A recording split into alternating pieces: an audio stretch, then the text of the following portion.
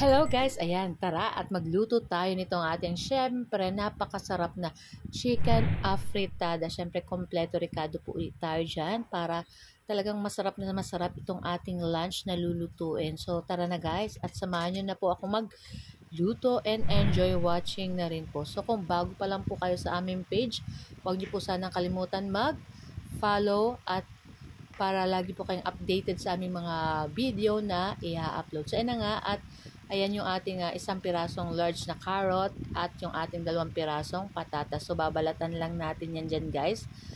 And yung ating carrots parang tutubo na yata. Ayan, medyo matagal-tagal na sa ating ref. Pero okay lang yan dyan guys. Basta matigas pa rin yung ating carrots. So, ayan na nga, i-slice lang natin ng cubes na katulad ng ganito.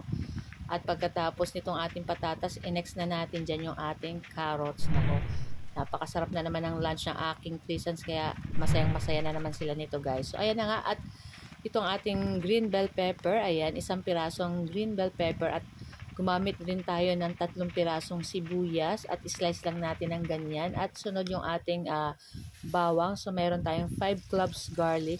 Tapos, pig slice ko lang ng gano'n na medyo pino. So, ayan, at nagpainit na tayo ng kawali at naglagay na tayo ng mantika. At pagkatapos, i-fry na natin dyan yung ating pig slice na carrots at yung ating patatas kanina.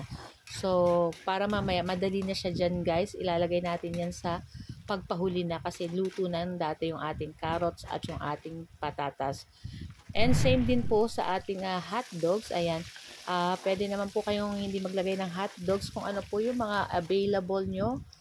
Yun po yung ilagay ninyo. Siyempre kung ano po yung nakakapasarap sa ating lulutuin, ilagay po natin. Ayan. So ayan na nga at luto na rin tong ating hot dogs. Ayan, i-transfer na natin yan dyan guys. Pagkatapos ay maglalagay tayo dyan guys ng butter or margarine. So, kung wala po kayong butter or margarine, kahit hindi na po kayo maglagay. So, okay lang naman po yan. Pampadagdag lang po ito ng sarap o lasa dito sa ating nilulutong chicken afritada. So, after nyan dyan guys, isotay na natin dyan yung ating garlic at syempre, isunod na rin natin dyan yung ating sibuyas. Ayan. So, i-mix-mix lang natin yan dyan guys. And pagkatapos, syempre, ilalagay na rin natin dyan yung ating nilinisan na chicken. Ayan, isang buong chicken po yan, guys. So, pig slice ko lang ng ganyan. So, ayan na nga. Naku, ang bango-bango na nito, guys. Nakakagutom na ulit. So, ayan na nga. At maglalagay tayo dyan ng paminta. Ayan, para syempre lalong masarap na masarap at dumikit na manot na yung lasa nitong ating pampalasa dito sa ating chicken. So, naglagay na rin ako dyan, guys, ng asin or salt.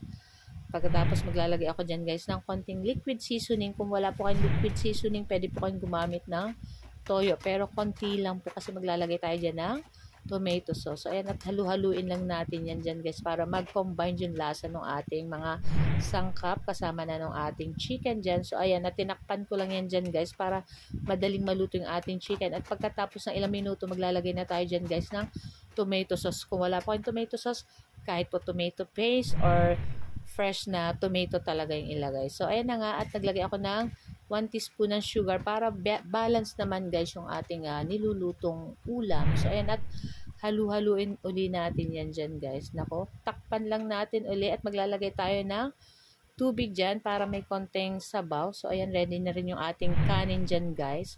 So, after nyan guys, at malambot na yung ating chicken, syempre ilagay na rin natin yung pig fry natin na carrots at yung ating patatas. So, inilagay na rin natin dyan yung ating mga hot dogs at yung ating green bell pepper. Pwede po kayong gumamit ng red bell pepper. So, ayan, naglagay rin ako dyan guys ng green peas para talaga namang lasap na lasap ang lasa at sarap nitong ating chicken afritada. So, pwede po kayong gumamit dito sa afritada ng pork, pwede din pong beef. So, kung ano po yung nandyan sa inyong ref, ayan, pwede naman po basta kalasa at kasarap nitong ating niluluto. So, ayan na nga, luluto-lutuin lang natin yan ng konti. Siyempre, titikman natin at ayan na nga, masarap na talaga guys. So, ayan at ahunin na natin yan dyan guys. Nako, i-ready nyo na rin po ang inyong mga plato at samahan nyo na rin po kaming kumain ng aming lunch at talagang napakasarap nito guys. So ito lang po yung aming ulam today. Ayan,